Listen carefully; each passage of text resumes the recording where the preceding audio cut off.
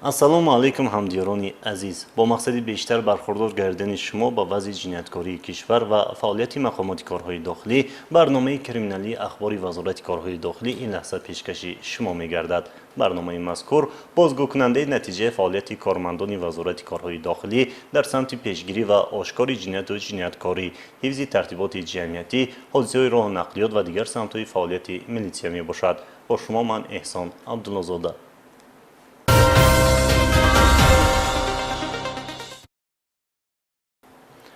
ҳамлаи тасарруфкорона ба ҷамъияти дорои масъулияташ маҳдуди ТВА дар ноҳияи Рӯдакӣ бо мақсади роҳзании ҳолати ҷиноятиест ки шӯъбаи имбурза бар зидди ҷиноятии муташаккили вазорати корҳои дохилӣ дар гурӯҳи ноҳияи Ваҳдат ба қайд гирифта боизи гар ошкор намуд. 2 нафар ноболиғ ки ҳарду сокинони ноҳияи Рӯдакӣ мебошанд, дар ҷинояти дараҷаи хавфнокияш махсусан вазнин гумон баранд. шаҳри бештар дар гузориши ҳамкоронамон. کارمندان شعبه مبارزه بر ضد جنایت‌های متشکل وزارت کارهای داخلی در گروه ناحیه‌های وحدت بوده یک دلیل جنایت راهزنی را آشکار نمودند که از جانب 2 نفر نابالغ صادر گردیده است. این حادثه جنایتی در جمعیت دارای مسئولیتش محدود ТВА واقع در ناحیه رودکی به عمل آمده. گمانبران جنایت محض خزینه‌دار این شرکت را مورد هدف قرار دادند. گمانبران که هر دو استقامت کنندگان جماعت دهات زینب‌آباد ناحیه رودکی خوانندگان صنف 11 مؤسسه تحصیلات میانه عمومی میباشند و یکی از آنها یک مدت در کارخانه مذکور فعالیت نموده است. همچون گروه جنایتی را تشکیل نموده خود راهبری نموده است. زمین طرف در اومدیم و رفتیم خطایی رو از سر رشوتگاه پریدیم، خطایی رو زدیم. کاناما کشته بودیم. من همینجا سر روز کار کرده بودم. بعد اومده بودم جای پول را دیده بودم، آیلگی گرفتم جای پول را دیده بودم، برآمد رفتم. بازداشتشدگان با مسئولیت پیشکی شب 4 و 5 ایولی سال جاری در رویشان نقاب و بالاتهای خلنده برنده مسلح غیر قانونی به کارخانه مذکور وارد گردیده. خزینه‌دار این کارخانه شهروند جمهوری مردمی چین لیت سیوزین را مورد لطکوب قرار دادند. پس از آنکه که جبریده مقابلیت نشان می‌دهد، گمانبران با مقصد ناپاک خود نمی‌رسند و جای حادثه را ترک می‌کنند. ما بالای زبور پریدیم، اومدیم بالای زبور اومدیم با بالای نیری شد در شد که دیگه پریدیم پایین خونه رو یکم دیم سیم شگشتیم اینجا در اومدیم که سیف دیدیم سیف اوی کردن نتونستیم که خسته. در نتیجه خوب استفاده کردن کارکردهای اپراتیوی جنایت مذکور در گرماگرمی، یعنی پس از 10 ساعت صادرشوی جنایت از جانب کارمندان شعبه مذکور آشکار کرده شد. همین طور بعد از دستگیر نمودن گمانبران از آنها 2 عدد نقاب و آلاتهای خلنده و برنده همچون دلیل شیعی هنگام صادر کردن جنایت استفاده شده دریافت و مصادره کرده شدند. عین زمان نسبت گمانبر شدگان با ماده 249 کدکس جنایتی جمهوری تاجیکستان، یعنی جنایت راهزنی هجوم با مقصد تصرف مال و ملک غیر با استفاده زورآوری برای حیات و سلامتی خوفناک، پرونده جنایتی آغاز کرده شده. گمانبران در حبس پیشکی قرار دارند.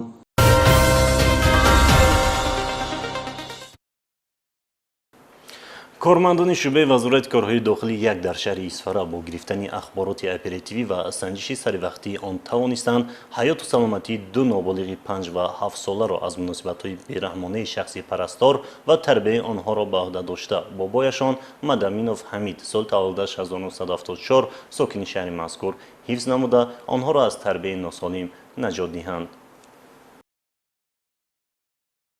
сабти видеои дастраси милитсия шудааст ки дар он дида мешавад гумонбаршуда ҳомид мадаминов санаи 16 июн тахминан соатҳои 15 дар манзили истиқоматиаш наберагони хурдсолашро ки нотавонияшон аён аст бо истифода аз қубури резинӣ латукуб ва бераҳмона азобу уқубати ҷисмонӣ мерасонад. муроҷиа ҳодиса ман ходам намедонам кайфам маст будам баъди дидани навоб ҳамин ғайра дидам ки ман ҳамин кора кардам сахт пушаймон. хурдсолон фарзандони духтари гумонбаршуда мебошанд ки тарбияи онҳоро ба падару модар вогузор кардааст. мутаассифона тавре милитсия муайян намуд усули тарбия ва нигоҳубини кӯдакон бо шеваи истисморкунанда бароҳ монда шудааст ки қобили қабул нест. гумонбаршуда ҳомид мадаминов нишондод медиҳад ки дар ҳолати мастӣ нисбати наберагон муносибати бераҳмона намудааст. албатта дар чунин вазъият хурдсолон аз худмуҳофизатӣ оҷиз мебошанд. айни ҳол аз тарафи шӯъбачаи тафтишоти шӯъбаи яки вазорати корҳои дохилии ҷумҳурии тоҷикистон дар шаҳри Исфара нисбати Мадаминов Ҳомид Комилович парвандаи ҷиноятӣ бо моддаи 117 қисми 2 бандҳои А в кодекси ҷиноятии ҷумҳурияти Муслимон пешбинӣ шуда ки ҷавобгарии ҷиноятиро барои азобу уқубати ҷисмонӣ ё рӯҳӣ борои мунтазам лату кӯб намудан ё усули дигари зӯроварӣ пешбинӣ мекунад оғоз карда шуда тафтишоти пешакӣ идома дорад.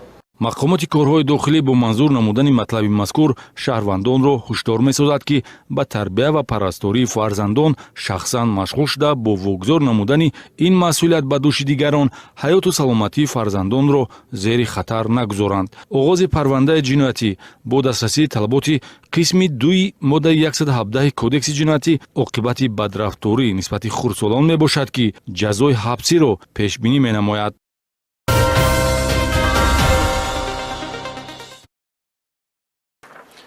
кормандони шӯъбаи вазорати корҳои дохилӣ дар шаҳри бохтар 2 ҷавонро дастгир намуданд ки онҳо дар содир кардани якчанд далели ҷинояти дуздӣ гумонбар дониста мешаванд. дастгиршудагон аз мағозаҳои соҳибкорон молу ашёҳои арзишнокро ҳадафи дуздӣ қарор доданд. вобаста ба чапдастиҳои гумонбарон гузориши навбатиро тамошо кунед. кормандони милитсияи шӯъбаи вазорати корҳои дохилӣ дар шаҳри бохтар дар пайи аризаву муроҷиати як нафар шаҳрванд кирдорҳои ҷинояткоронаи 2 нафар сокинони шаҳри мазкурро ки ба дуздии моликияти шаҳрвандон даст доштанд ошкор намуданд.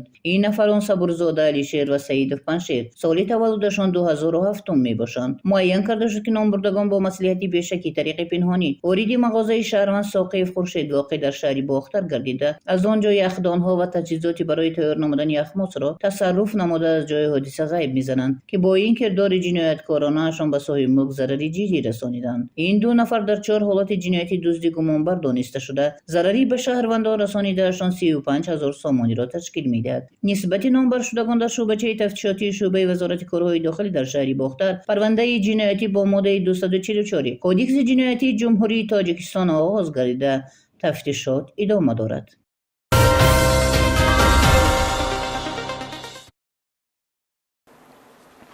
такроран машғул гардидан ба сеҳру ҷоду сабаб шуд ки нисбати шаҳрванд Бобой ва Азиза сокини ноҳияи Ёвон парвандаи ҷиноятӣ оғоз карда шавад.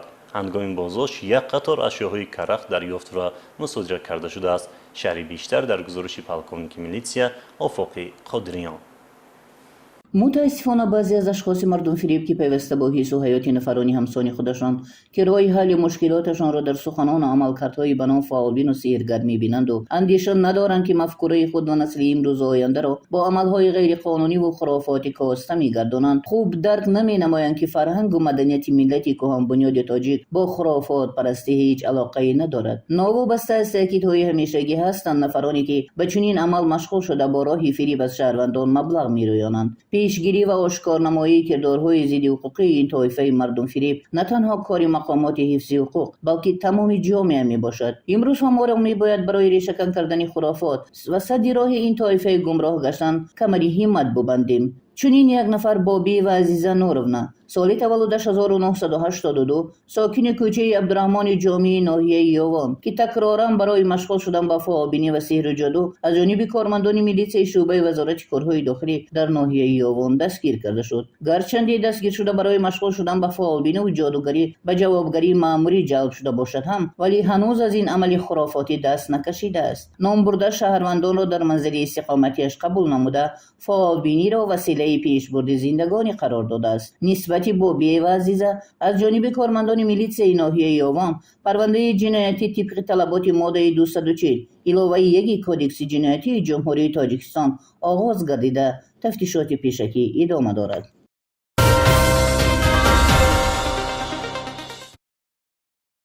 мамачи эҳтиёт бош ба қариби шумо як проблемаи зан хати мешад шунуда проблемаи оилавӣ аст.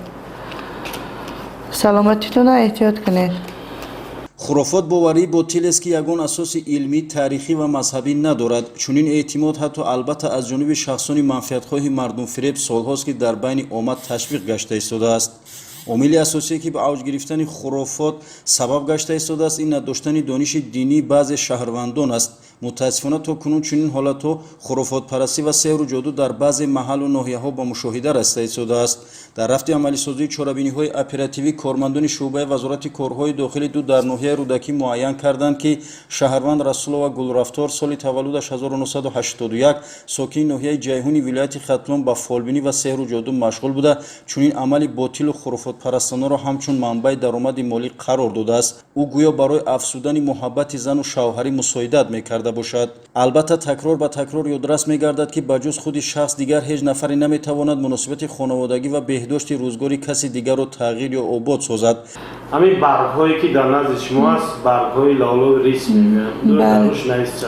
1000 مقصد برای که پولدار شوند. آیا همین سحر و جادوی شما می‌کنید خود شما باوری دارید که من باور ندارم لیکن مجبورم میکنم.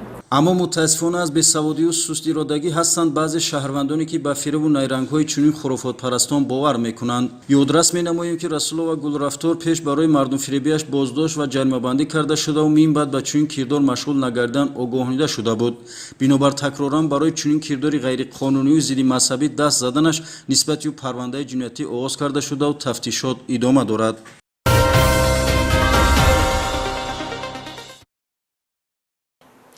در این قسمتی برنامه ویدی یک صدمه متشی نقلیاتی برای شما معلومات می‌دهیم. در شهرهای دوشنبه خوجند چناق حدود ناحیه سپیتامین دو سبکرو با هم برخورده است که عاقبتش خیلی فاجعه‌ای میباشد.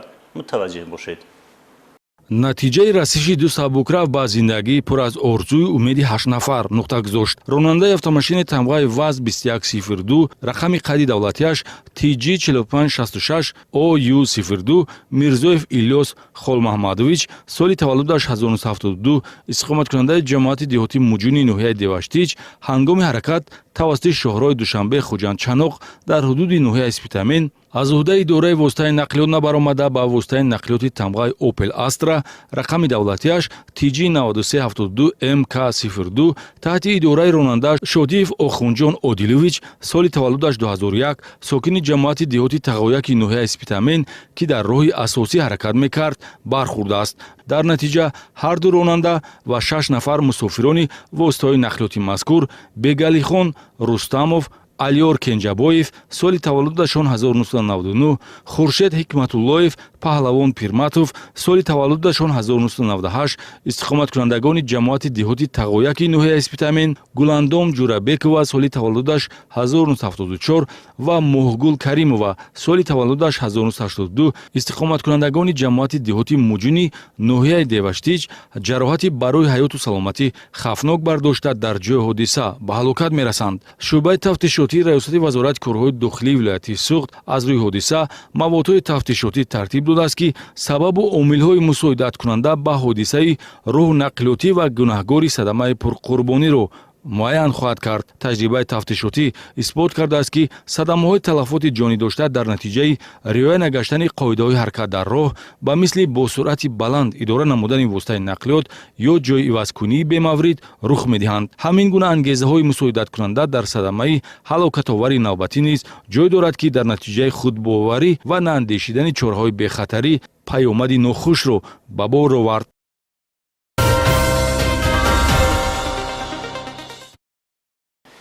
این بدان نوارهایی که تا این دم دسترسی ما گردید. ما تهیه‌گران برنامه امیدواریم که خطای دیگران راه راست زندگی را برای ما و شما معین میکند. نفری که قانون را احترام میکند قدمی استوار در پیشرفت زندگی میگذارد.